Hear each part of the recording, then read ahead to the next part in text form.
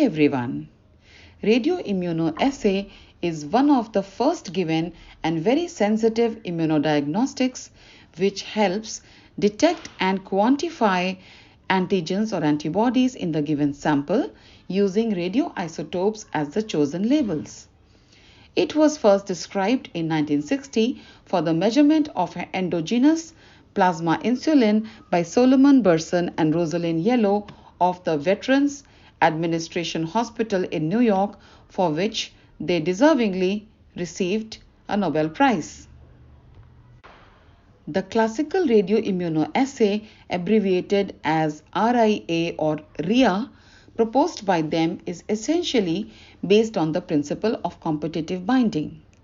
This involves mixing of the patient sample with a known quantity of pure labeled antigen, which is the same as what we wish to detect in our sample.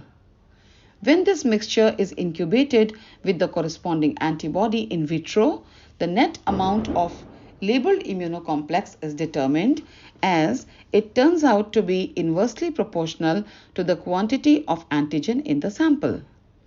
The reason for this is that the unlabeled antigens present in the body sample compete with radio-labeled antigens for binding to the specific antibodies, which are equally complementary to both. The antigen with higher concentration gets to bind extensively to the antibodies, which in turn are limited. The antigen with comparatively lesser quantity is left behind in this process. As more antigens from the given sample and bind with antibodies, a proportionate amount of free radio-labeled antigens are generated in the solution. A stringent wash is really crucial at this stage. Hence, the concentration of labeled immune complexes becomes inversely proportional to the bound unlabeled antigens.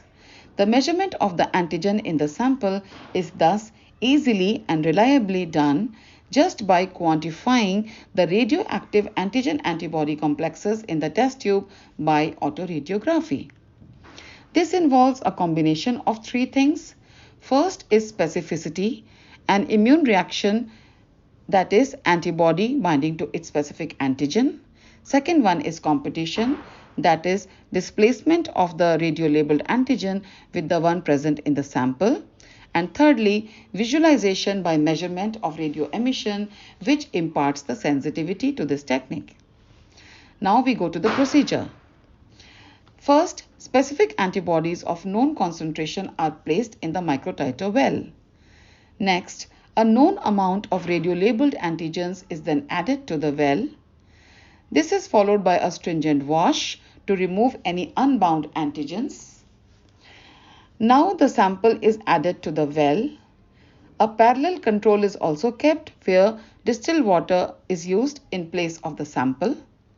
Now, if the sample has the antigen, they will displace the radio-labeled antigens, thus releasing the radio-labeled ones. Now, a careful wash is given to remove all the unbound radio-labeled antigens. Now, autoradiography is performed and readings are taken.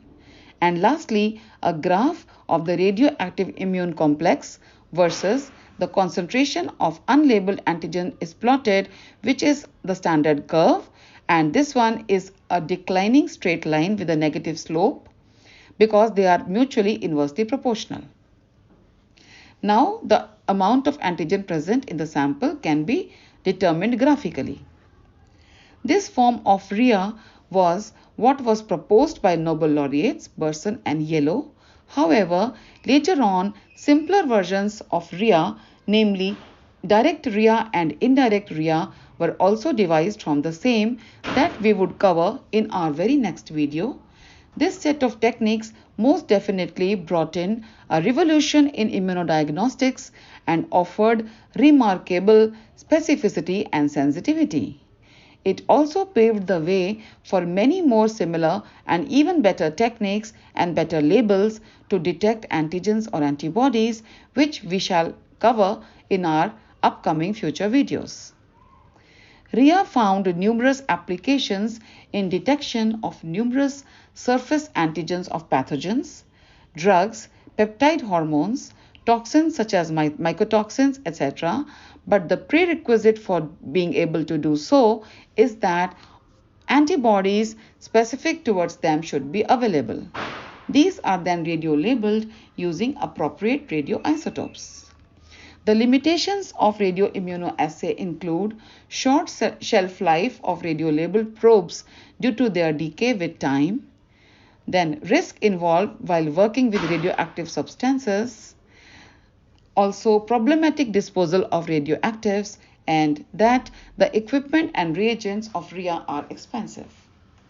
Hope you liked the simplified description of radioimmunoassay technique. We, Brahmjeet and Archana, shall be back with more techniques used in immunology. We thank our keen audience and would love to receive your suggestions and queries. Till next time, it's take care and bye.